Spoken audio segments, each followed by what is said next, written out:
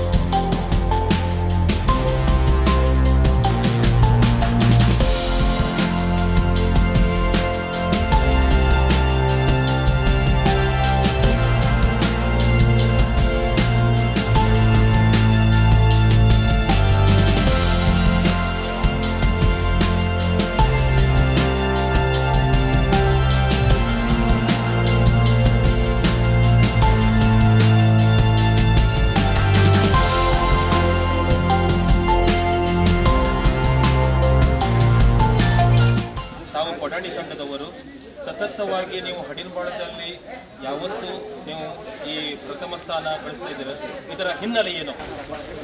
13 ವರ್ಷದಿಂದ ಸೌನ್ಸಿಯವರು 2 ಸಲ ಹೊಡೆದ್ರೆ ಬಾಕಿ ನಾವೆಲ್ಲ ಮಾಡಲಿಲ್ಲ. ಇಷ್ಟೆಲ್ಲ ಆಡಲಿಕ್ಕೆ ಮಾಡಬೇಕು. ಕಳೆದ 12 ವರ್ಷದ ತನಕ ನೀವು ಹಡಿನಬಾಳದಲ್ಲಿ ಸತತವಾಗಿ ಪ್ರಥಮ ಸ್ಥಾನ ಹೊಡೆದಿದ್ರಲ್ಲ, ಅದರದ ಹಿನ್ನೆಲೆ ಏನು? ಹಿಂದಿನ ಆಟಗಾರರು ಮತ್ತು ಅವರಿಗೆ ಏನಾದರೂ ಪ್ರೇರಣೆ ನೀಡಿದ್ರೆ ಹೇಗೆ? ಎಲ್ಲ ನಮಗೆ ಇದು ಮಾಡ್ತಾರೆ, ನಾವು ಅವರೆಲ್ಲ ವಯಸ್ಸಾಯ್ತು ಅವರೆಲ್ಲ ಆಟ. ಸಂತ್ ವಿಲ್ಸನ್ ದಿ ಫೌಲ್ ಸೊಸೈಟಿ ಆಶ್ರಯದಲ್ಲಿ ಆಯೋಜಿಸಿದ್ದ ಈ ಪಂದ್ಯಾವಳಿಯಲ್ಲಿ 20ಕ್ಕೂ ಹೆಚ್ಚು ತಂಡಗಳು ಭಾಗವಹಿಸಿದ್ದವು. ಅಂತಿಮವಾಗಿ ಸಂಶಿ ಮತ್ತು ಕೊಡಾಣಿ ನಡುವೆ ನಡೆದ ಫೈನಲ್ ಪಂದ್ಯದಲ್ಲಿ ಕೊಡಾಣಿ ತಂಡ ವಿಜಯಶಾಲಿಯಾಯಿತು. ಇನ್ನು 3ನೇ ಸ್ಥಾನವನ್ನು ಹಡಿನಬಾಳ ಪಡೆದರೆ 4ನೇ ಸ್ಥಾನವನ್ನು ಸಿದ್ದಾಪುರ ತಂಡ ಪಡೆಯಿತು. ಸೇಂಟ್ ವಿನ್ಸೆಂಟ್ ದಿ ಪೌಲ್ ಹಡಿನಬಾಳ ಈ ಸಂಘದ ಆಶ್ರಯದಲ್ಲಿ ನಿನ್ನೆಯಿಂದ ಮತ್ತು ಇವತ್ತಿಗೆ ಕ್ರೈಸ್ತ ಎಲ್ಲ ಜನರ ಜಿಲ್ಲಾ ಮಟ್ಟದ ವಾಲಿಬಾಲ್ ಪಂದ್ಯಾಟವನ್ನು ನಾವು ನಡೆಸುತ್ತಿದ್ದೇವೆ. ನಿನ್ನೆಯಿಂದ ಮತ್ತು ಇವತ್ತಿಗೆ ಒಳ್ಳೆಯ ಪಂದ್ಯಾಟಗಳು ನಡೆಯುತ್ತಿವೆ. ಜಿಲ್ಲೆಯಿಂದ ಸುಮಾರು 24 ಟೀಮ್ಗಳು ಈ ಪಂದ್ಯಾಟದಲ್ಲಿ ಭಾಗವಹಿಸಿವೆ. ಮತ್ತು ಇವತ್ತಿಗೆ ಸಂಶಿ ಮತ್ತು ಕೊಡಾಣಿ ಈ ಟೀಮ್ಗಳ ನಡುವೆ ಅಂತಿಮ ಪಂದ್ಯ.